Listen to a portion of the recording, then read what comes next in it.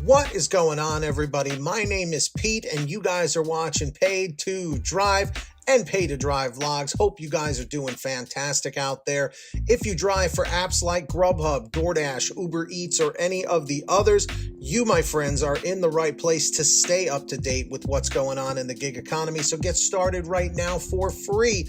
Hit that red subscribe button down below. Turn on all notifications so you're always notified whenever I post something new.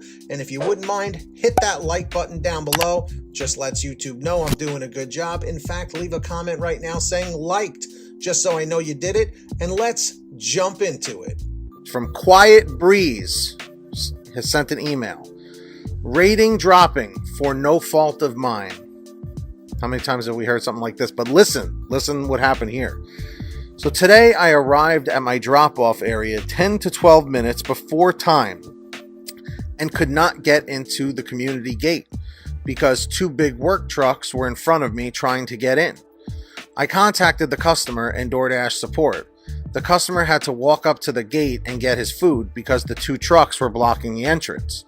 This late drop-off was not my fault. I'm fed up with getting negative on-time ratings due to no fault of mine. This is the third time of a drop-off being late at no fault of mine, and my on-time rating has dropped.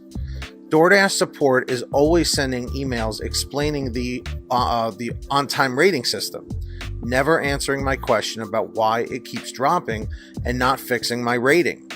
My issues are within the on-time rating section, which is explained in the DoorDash information, but they're still faulting me and haven't fixed my rating since the first two issues in February. Now this happened again today.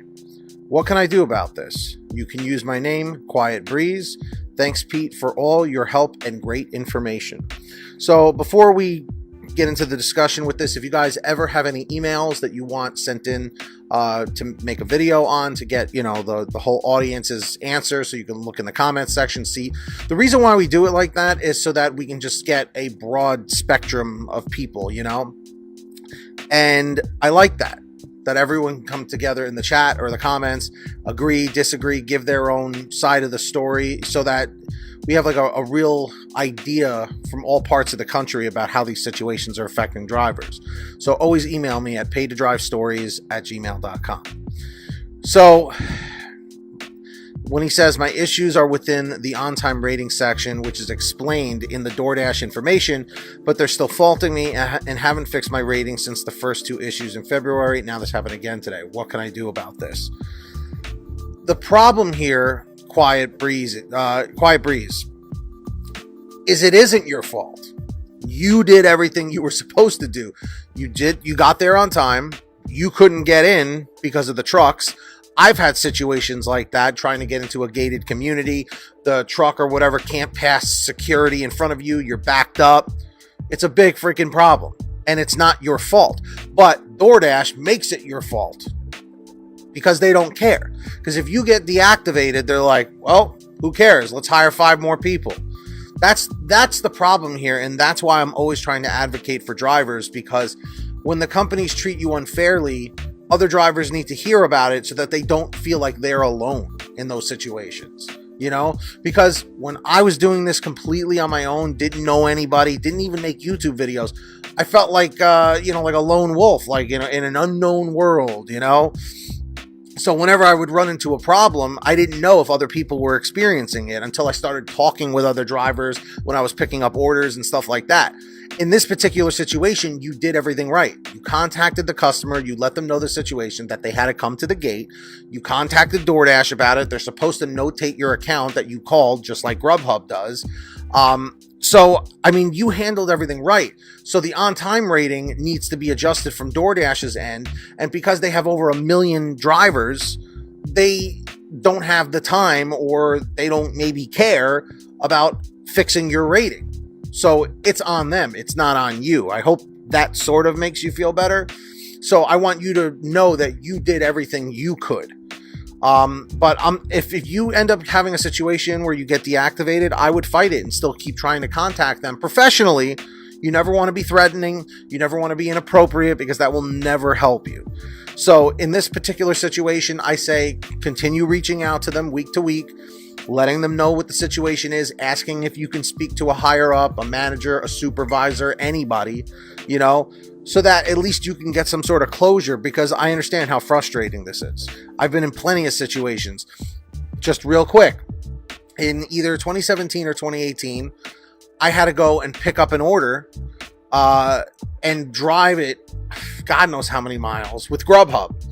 And like, as I was approaching, it was an office building, I get into the parking lot and it got canceled and I didn't get paid for it. And I was like, whoa. Now, sure, I get to keep the food. That's nice. You know, I never will complain about free food.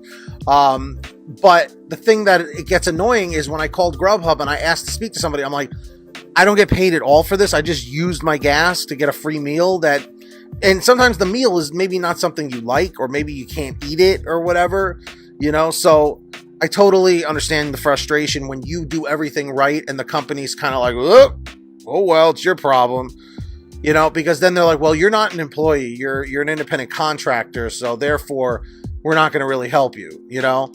It's a frustrating thing, man. I totally get it. I totally understand. And of course, if you ever have anything you want to share with me, a comment, a question, a topic, a story, an article, whatever it is, be sure to send it to me at paidtodrivestories@gmail.com.